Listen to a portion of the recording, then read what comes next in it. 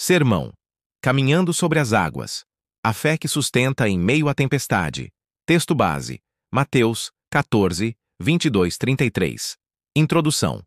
Irmãos e irmãs, o texto de Mateus 14, 22-33 nos apresenta uma das histórias mais poderosas e inspiradoras das Escrituras. Jesus andando sobre as águas e Pedro, por um momento, seguindo seus passos. Essa passagem nos fala sobre fé, coragem, dúvida e a presença constante de Deus em meio às tempestades da vida. Hoje, vamos refletir sobre o que essa história nos ensina sobre confiar em Deus quando enfrentamos os ventos contrários. 1. Jesus nos envia, mesmo sabendo das tempestades. Vento 22, 24. Logo no início, vemos que Jesus instrui seus discípulos a entrar no barco e atravessar o mar, enquanto ele fica para orar.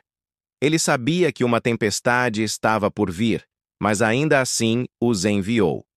Isso nos lembra que, mesmo quando obedecemos a Deus, podemos enfrentar dificuldades. Ser obediente não significa ausência de problemas, mas sim a certeza de que Deus está conosco no meio deles. Os discípulos enfrentaram ventos contrários e ondas fortes. Talvez você já tenha se sentido assim, obedecendo a Deus, mas enfrentando tempestades na vida, sejam elas financeiras, emocionais, familiares ou espirituais. O que aprendemos aqui é que as tempestades não são um sinal de que Deus nos abandonou. Pelo contrário, Ele está nos observando, como estava observando os discípulos do alto da montanha. 2. Jesus vem ao nosso encontro. Tim 11, 25-27. Na quarta vigília da noite, quando os discípulos estavam exaustos e assustados, Jesus veio até eles, andando sobre as águas. Ele não apenas os viu em apuros, mas foi ao encontro deles. E quando os discípulos pensaram que era um fantasma, ele imediatamente disse: "Coragem! Sou eu! Não tenham medo!" Que mensagem poderosa! Em nossas tempestades, Jesus não nos deixa sozinhos. Ele vem até nós, muitas vezes de formas inesperadas, e nos diz: "Sou eu. Não tenham medo." Talvez ele venha por meio de uma palavra de conforto, um amigo, uma solução inesperada, ou até mesmo uma paz que não explica. A presença de Jesus é a garantia de que não estamos sozinhos. 3. A fé ousada de Pedro, Vento 28, 29. Pedro, ao ouvir a voz de Jesus, faz algo extraordinário. Ele pede para caminhar sobre as águas, e Jesus o chama: "Venha." Pedro sai do barco e, por um momento, faz o impossível. Ele anda sobre as águas. Isso nos ensina que a fé verdadeira nos leva a dar passos ousados. Pedro não ficou apenas no barco, seguro e confortável. Ele quis estar mais perto de Jesus, mesmo que isso significasse enfrentar o impossível. Quantas vezes Deus nos chama para sair do barco, para confiar nele em uma decisão difícil, perdoar alguém, começar algo novo ou enfrentar um medo.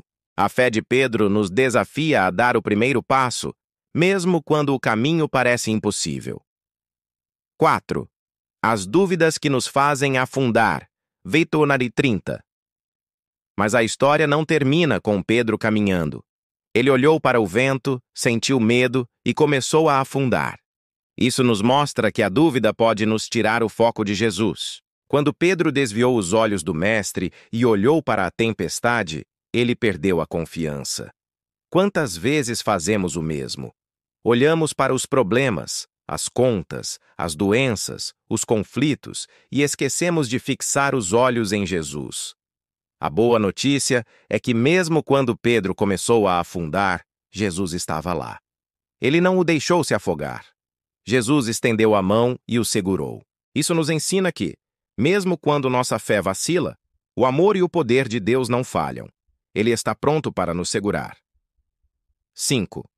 A adoração. Após a tempestade. Volta 31-33.